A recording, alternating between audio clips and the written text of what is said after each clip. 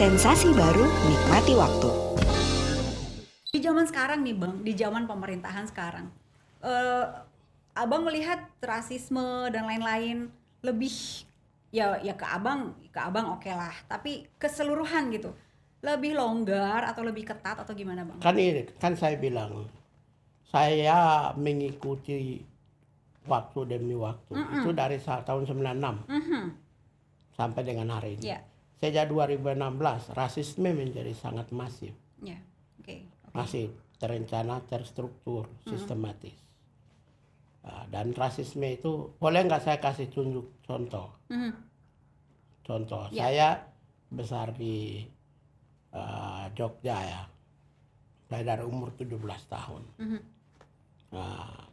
Misalnya filosofi-filosofi, nilai-nilai kebudayaan, cara pandang, nilai terhadap kekuasaan, nilai terhadap alam, itu saya sudah belajar. Sangat mendalam. Buku-bukunya juga banyak saya baca. Jadi 2014 Presiden Jokowi betul mengkapitalisasi Papua. Sehingga itu mendapat simpati. Gelombang kedua 2019 kapitalisasi Papua melalui Freeport. Oke. Masalah apa namanya? Saham, investasi. Juga mendapat perhatian. Detik ini Indi 34 menteri, satu manusia pun tidak ada dari Papua. Ada apa?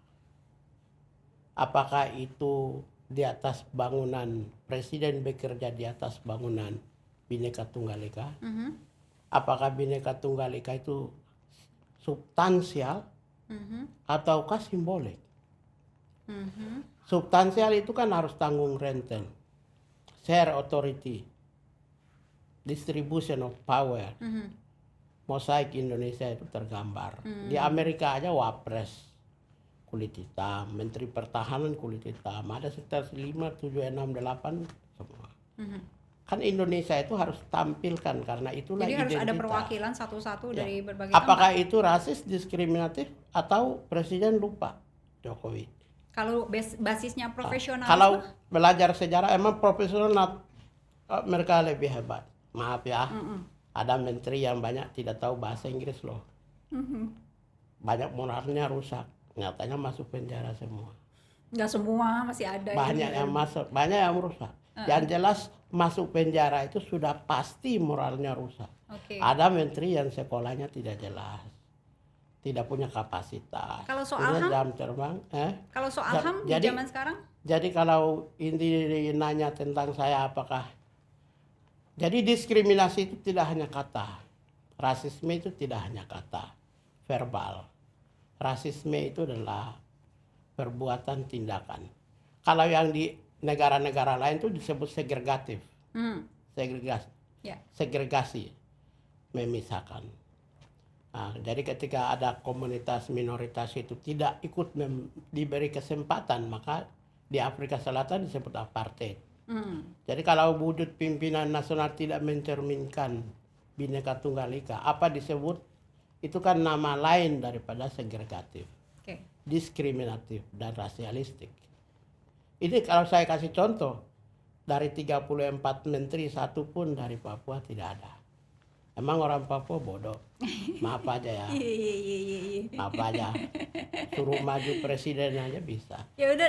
Kalau dilihat kompetensi berdasarkan undang-undang, yang diberitakan berdasarkan undang-undang dari sisi pendidikan, keterampilan, attitude moral mental, hanya ukuran ini aja atas perintah undang-undang, maka orang Papua memenuhi juga. Abang kalau ditawarin jadi Menteri Hukum dan HAM mau? Saya gini, boleh nggak jujur? Indi, Iya apa? saya sudah 7 tahun kritik Jokowi. Apa pantas saya menerima? Justru karena kritik kan untuk membangun gitu kan Bang. Gini, saya memberi kritikan dan saya tidak pernah rasis, tidak pernah kritik individu. Kalau saya kritik individu mungkin sudah saya di gini. Semua hari ini semua orang yang buzzer itu sedang cari semua, sedang browsing semua kata-kata saya. Untuk cari kalau siapa tahu ada celah hukum.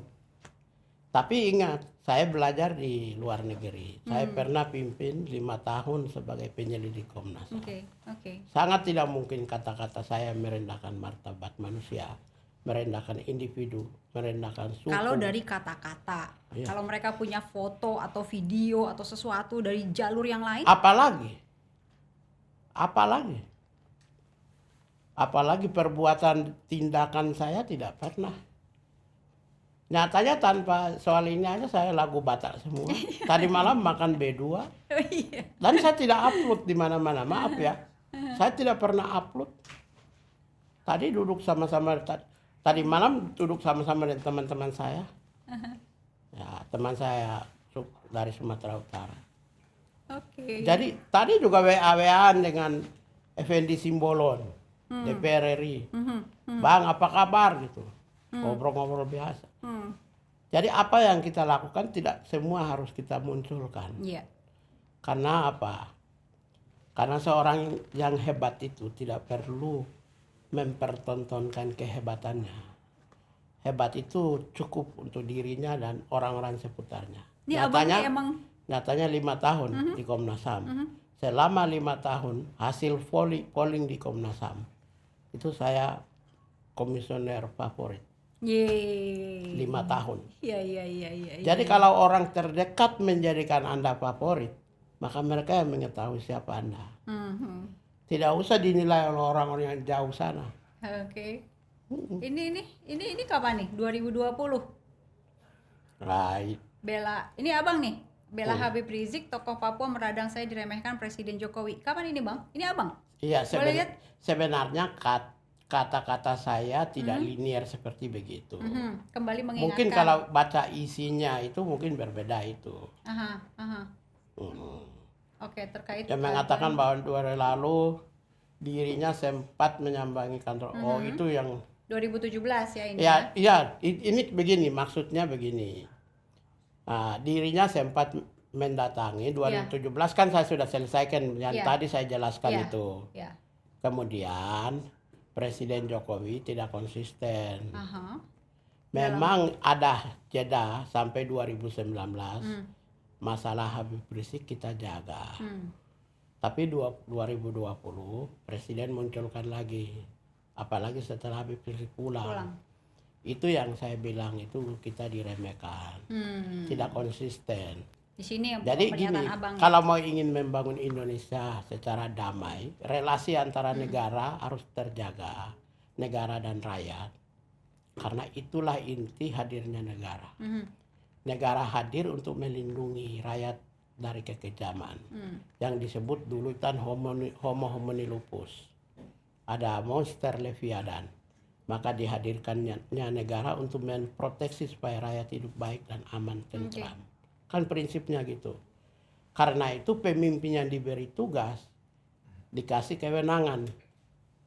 Jadi obligation to protect, melindungi, obligation to respect, menghormati, dan obligation to fulfill, yaitu memenuhi kebutuhan, berbagai kebutuhan.